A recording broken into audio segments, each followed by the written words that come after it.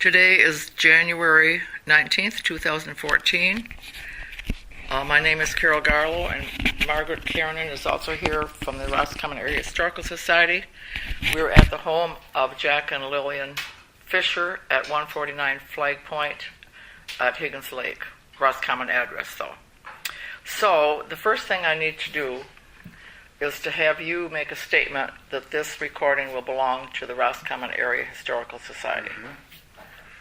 You need to say that. Yes, my name is Jack Fisher, and statements made today here will be have our permission to be held by the Roscommon Historical Society. Thank you. Okay, well, Jack has made an outline, and so we're going to just let you go with that. Okay, Carol. Now, do you want me to just go ahead with the outline? Sure. Or do you have a certain way? No, go Okay. ahead. That's fine. Well, at any rate, we're talking about the Blanchard residence, which is across from the St. Michael's Church in Roscommon. Mm-hmm. And Charles Blanchard, who was the original builder of the Blanchard house, was my grandfather. And he was a lumberman up here in this area. And his wife, Elizabeth,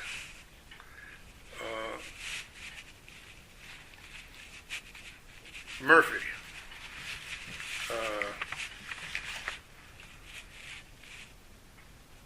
is also our connection there.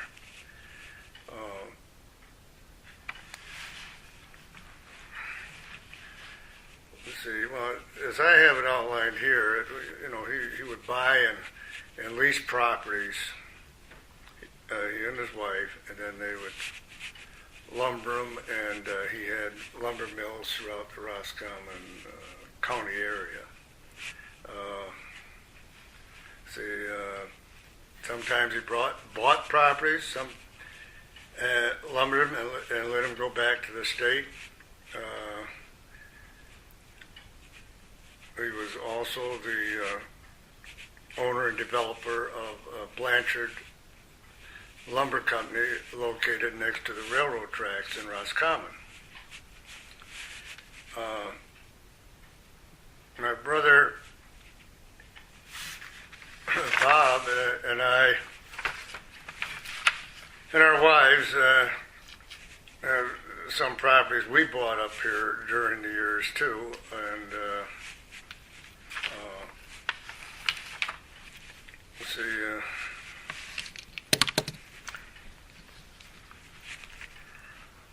And when we did, we noticed Blanchard and Liz's name on some tax titles. Oh, really? That they let go back, and the state would sell them and this and that. That was quite common when they finished lumbering. They didn't want to. Yeah. They had to take the value off the property, so they just let it. That's what they all did, apparently. That's right. And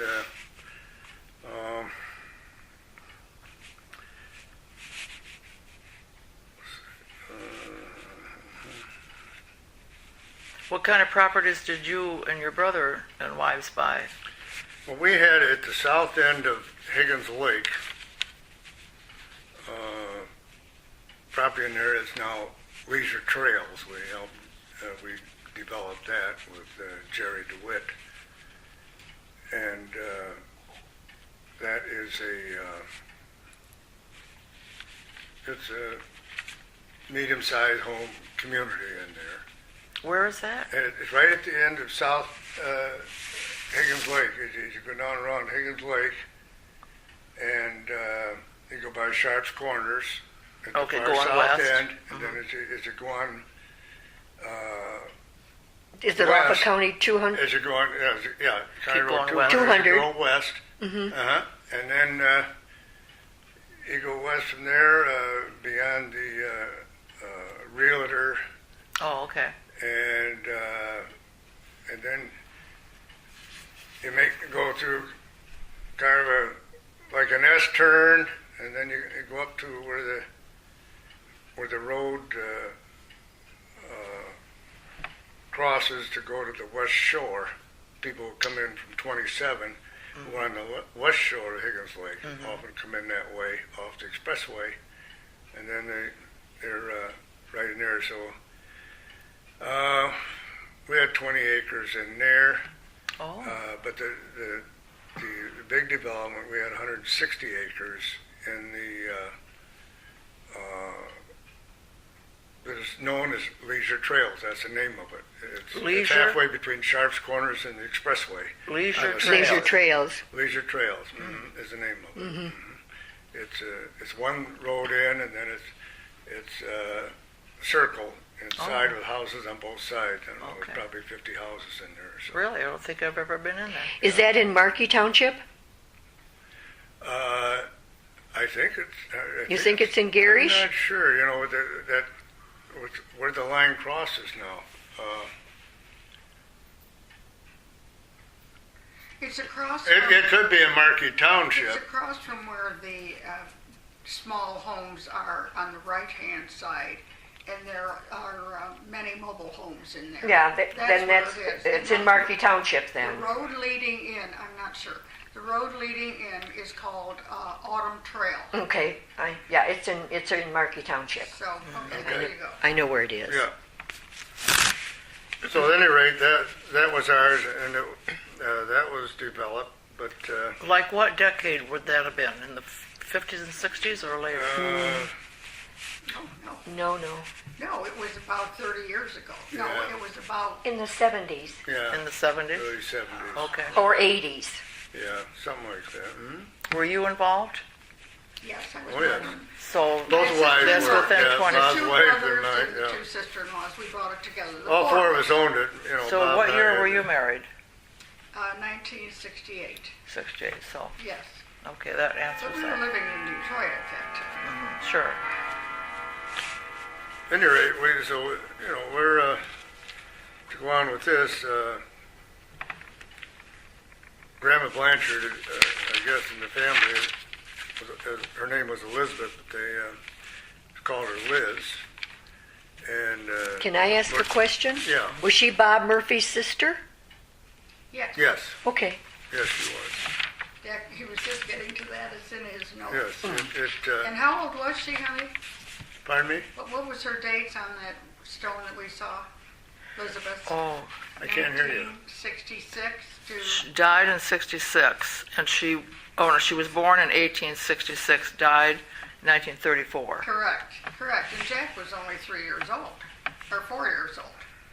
Yeah, I have you born in 1930. That's right. At any rate, so that's how we're kind of connected here, besides just having the property. We owned that Sure. house across the street, and we sold that last year and built this because it was getting way too much for us. And we had some people who were eager to buy it, and they didn't have a realtor, so that made it It worked out nice. Yeah, we already owned this, and our son owns 60 or 20 acres next to us here, so it goes out pretty good. At any rate, the Blanchard house, yes, Grandma Blanchard, and Liz was her maiden name was Murphy. She was the sister of Bob Murphy, who was the sheriff of Roscommon County, and May Murphy was Bob's wife, Aunt May. Let's see. Do you I remember? believe the old courthouse, and jail used to be where where the current county seat is here in Roscommon. And they lived right there. Yes, they they lived did. there. They lived there, and the jail was right down the hall in their house. And right, Yeah, it was all connected. So she fed all the prisoners, that some of them wanted to stay too long, I guess. She was a good They were cook. well Yeah, she's fed. a pretty good cook. They wanted to Yeah, stay. yeah. Nobody wanted to leave. Do you remember your Grandma Blanchard at all? Yes. Yes, I do remember Spot. I don't remember Remember what Grandpa she at looked all. like? He died before I was born. Yeah. And but she was a fair amount younger than he was, like 20-some years or something. And it was, I don't know, it was. She was. Yeah, he had two families. This was his second family. Yes, she was his second And wife. Yeah. yes, but I was as I say, I was 4 years old when he'd already died, and when grandmother died. So I knew her, but not, you know, not in a lot of ways. Let's see. Okay, we already covered her. She born in Grandma Blanchard was 1866 to 1934. I'm remembering hearing this thing, some of the things with the Blanchard house when I was a kid. They had I might have been 6 years old then or something, but they had a Model T out in the driveway, and they had somehow or other, I don't know, 4 or 5 or 6 years old. I climbed up on a fender and fell off, and that's just side leg, you know. And I remember falling off, cut my leg right here, right there. Still have the scar? I still have the scar from Sure that, enough. yeah. And Dr. Marks, remember him? Martsoka? Martsoka, right, that's his guy. He stitched it up, and they had a garage on it there, too, which opened at both ends, and that's Yeah. to Do you put still the have that horse and buggy in, what they used to, you know, used as transportation in those days, mainly. Yeah, because that Right house around. that's currently there wasn't there. And they would come right out to 6th Street. Oh. Okay, the driveway was on the north side of the house, and you went into the garage Yes. with the horse and buggy, and they And just then you kept go going. out the other end. Correct. Didn't have to back up. Right. Yeah, I guess there was some So wise the remarks in those days about leaving both doors open all the time because kind of wild drivers or something. So the family still used the house after Grandma Blanchard died. They owned it till 37, I think. Did you? To so- 37? Yeah, that was when it was sold. So did Yeah. did your mother or anybody stay there after Grandma Blanchard died? We were in there. I remember we were in there because we would come up hunting, or they would come up hunting. Your mother and dad. Yeah, and then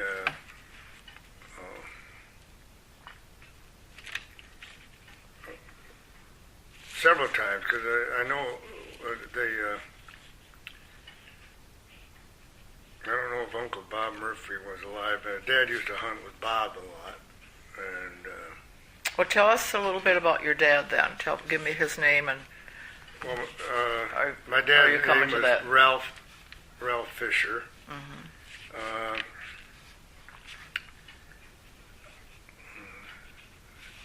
And they were married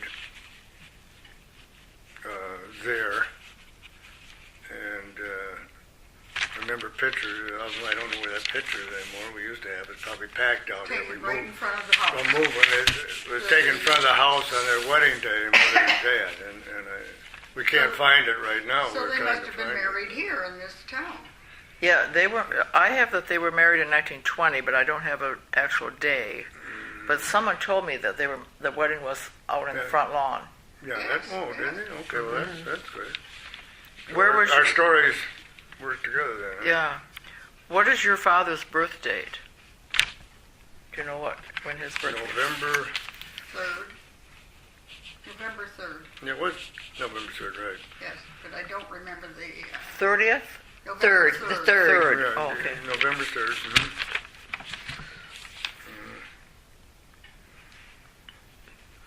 I think it was about 6 months or 6 years difference. He was older. Then your mother. Yeah. I have your But mother. the thing is, they met.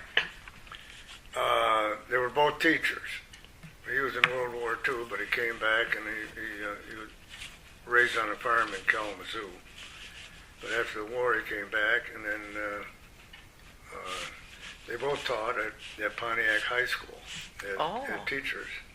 And they met there, and then they would take the trolley into school. I don't know. They both lived in Royal Oak at different places. So at any rate, they got together. That's how they met. So they were both finished with their college before they met. Yes. Okay. But I do remember sleeping upstairs with my brother Bob, and also Donnie LaRock, who was mother's sister, Aunt Nolan, and Claude LaRock's son. And Bud Blanchard. And Bud, yeah, Bud Blanchard too, right? Who's also my cousin. You might probably know him.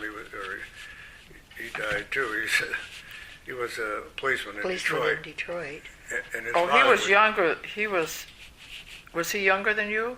Bud was 1 year older, just about exactly, and Bob was about 6 years older than I am. We're about five years or so apart. Bob and Jack's I. father died in 1974. 74, okay, yeah.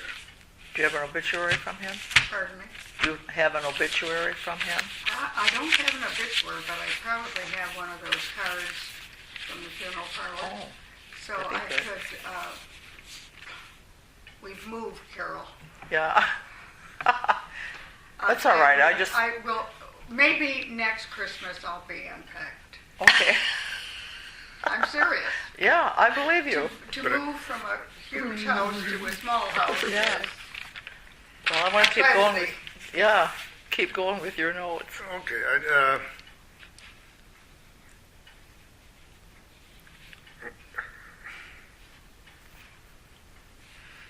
I remember, we stayed in the Blanchard house sometime. Okay, so then, I remember being upstairs with my brother mhm, up there, and I don't know, was it 3 stories, that house, or 2? two. And we stayed there, in the summertime sometime, and then across the street was the St. Michael's Church, and the priest there at St. Michael's and Grandpa Blanchard were very close friends. Oh, And of course, Grandma Blanchard was Catholic, having been a Murphy, but he never he didn't convert. converted into Catholic. But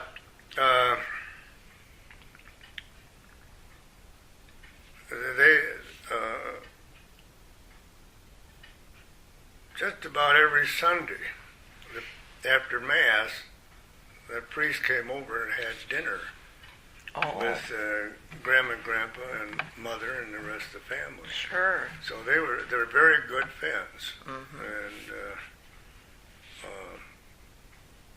well, anyway, that part of that. And What did the priest say about your grandfather, even though he wasn't Catholic? pardon me. What did the priest say Well, about let me you? get to it, honey. Oh, You're sorry. cutting in on me here a little bit. I'm trying to read this again now. Okay. Bear with me, I should say.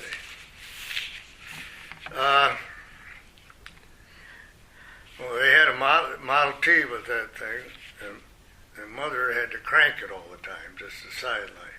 She was the one that had to get out in front and crank it because she was left-handed. Oh, So they designated her as the official cranker, and because sometimes that Model T, it was noted that it would backfire. It wouldn't tuned right, and the handle would snap back and break an arm. So at any rate, they told Mother that she'd be the cranker because it wouldn't hurt her if she cranked it left-handed. So I'm not sure she always bought that idea, but she was the cranker. right. So they didn't have to crank. No. Uh-huh. At any rate, that's a little humor in this that I can remember.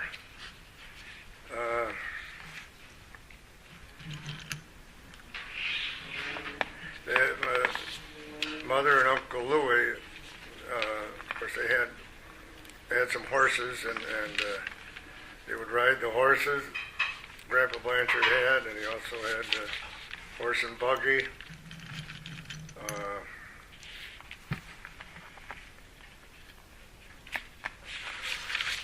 see.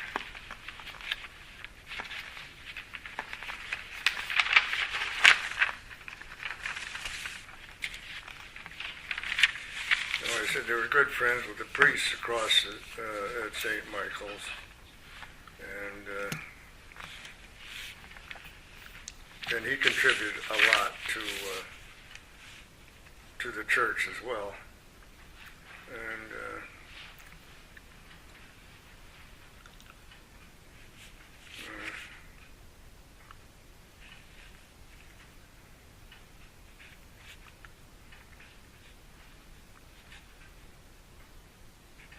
he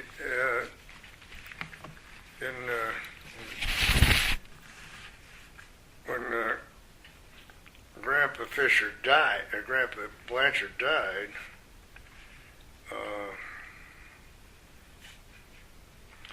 the priest who was his friend gave a eulogy, and he said that he felt that Charles Blanchard was probably a better Catholic than most of his most of The parishioners. most of the parishioners in the church. So anyway, that's a little sidelight. Kind of just trying to get a feel, and so am I when I go through this stuff again. I couldn't remember anything, but I remember a few things. Mm-hmm. You're doing good. Let's see.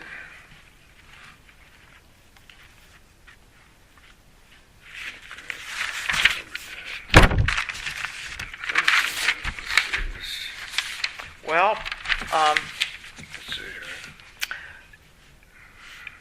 do you know? Well, first of all, your brother was the oldest. So where were you born? I was born in Highland Park, Michigan, part of Detroit.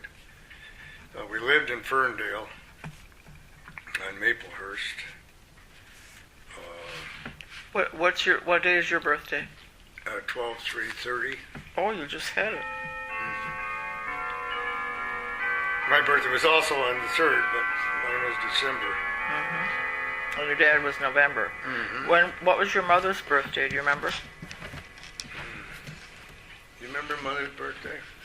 I think it was the 11th, Jack, September 11th. October? September 11th, no, October 11th, I'm sorry. I think you're right. But I don't remember the year. I have It's on the tombstone here. 1897. No, 1866 is on the tombstone.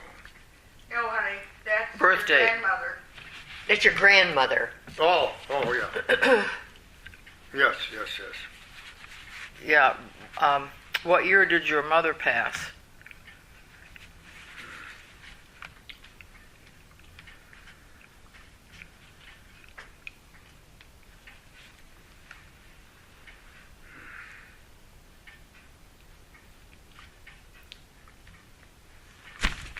That's a tough one, huh? It is.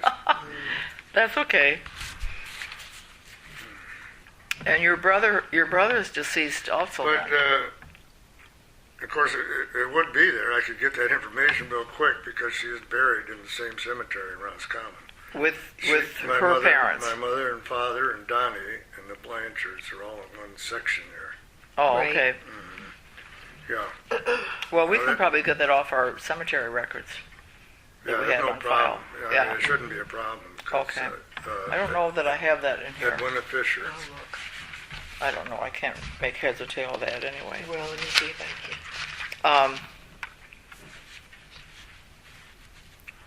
So you grew up in Highland Park, so you came up here as a child just to visit the family. He grew up in Ferndale. Oh, Yeah. well, born in Highland Park. Yeah, Okay, born in Ferndale. Highland Park. Yeah, I came up in Ferndale. That's right. And, How many children do you have? I have 3. And, You just tell us their names. Can you tell us their name? Just give us the name of your children. pardon me? The names of your children. Bob,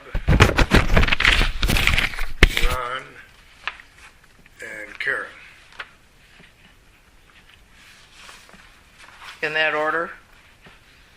Is that their birth order? Yes. Okay. That is a birth order. Carol, Jack's brother died in February 23rd, 07. It was a snowmobile death. He was out Oh. snowmobiling in Colorado. Really? So the fourth voice we're hearing here is Lillian Fisher. We didn't say that when we started. The who? I'm saying the fourth voice that we're hearing is Lillian. No problem. So I just want She has to have it recorded. the person that tries to write this out tries to give the Fine. right.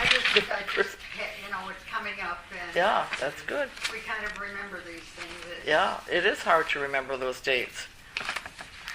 As far as the Blanchard house, I remember, and I don't, this is something else too, because at one time there was a casket there with a man in it propped up against the wall Oh, good Lord. in your house. Was it? And I don't know who it was. I don't, it was part of the You don't remember family, the- obviously, but Uh-huh. it wasn't, I'm trying to think, Whose funeral it was?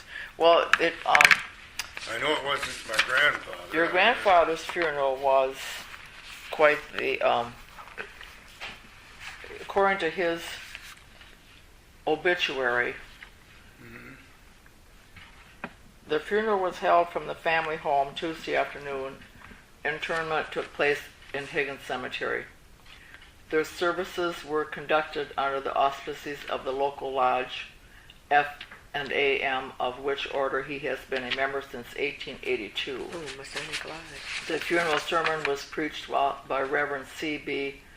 Lyon, while the instrumental and vocal music was furnished by Mrs. C.A. Campbell of Indian River, Mrs. R.H. Smith, and Mrs. C.H.D. Whale of this place. The funeral was one of the largest ever held in Roscommon, many being present from Detroit, Lansing, Bay City, Grayling, Rose City, Alba, and other places. The floral offerings were many and beautiful, the rooms of the home being profusely decorated with those tokens of love and esteem from Mr. and Mrs. Blanchard's many friends, both in and out of town. So it had to be quite the event. Yeah, but that was before my time. Right. So that wasn't. That's that way wasn't back my in grandfather. 1922. Yeah, that's right. Yeah. But anyway, I just, I'm trying to remember this stuff because I don't. Did you know time. the youngest daughter from his first marriage, that Kate? Did you know? Is she someone that you knew? Would have been your Aunt aunt, Kate, oh yeah. Kate. Alice Gibbons Dean. She was. She was She- the daughter of Verna.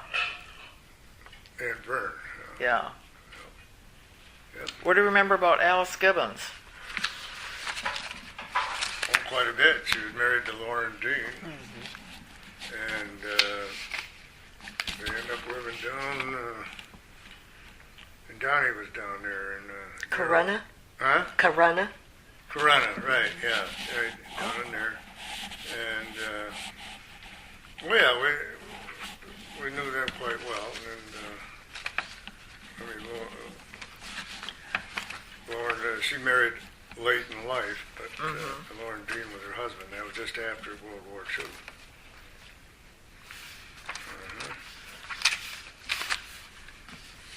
But, Can you tell me a little bit about Donald? Donnie? Mm-hmm. Well, he had,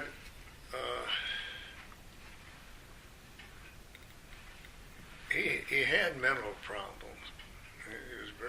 He was very bright in a lot of ways. He had polio, honey. Oh yeah, okay, it was the polio. Yeah, he got polio, and that he had a paralysis in his upper body, and I think it affected him as a juvenile. Uh-huh. And but he just never could do too much. He was Physically, he couldn't do much.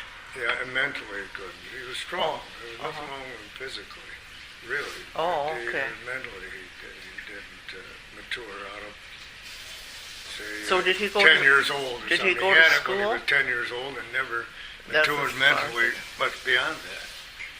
So did he go to school? He was he started in school before he got this, of course. But he finally dropped out. The family just took care of him there. And then when they passed on, his mother, Aunt Nolan, of course, is my mother's sister. and she took care of him off and on, and she was single then too, and she was working, but I ended up in Owasso in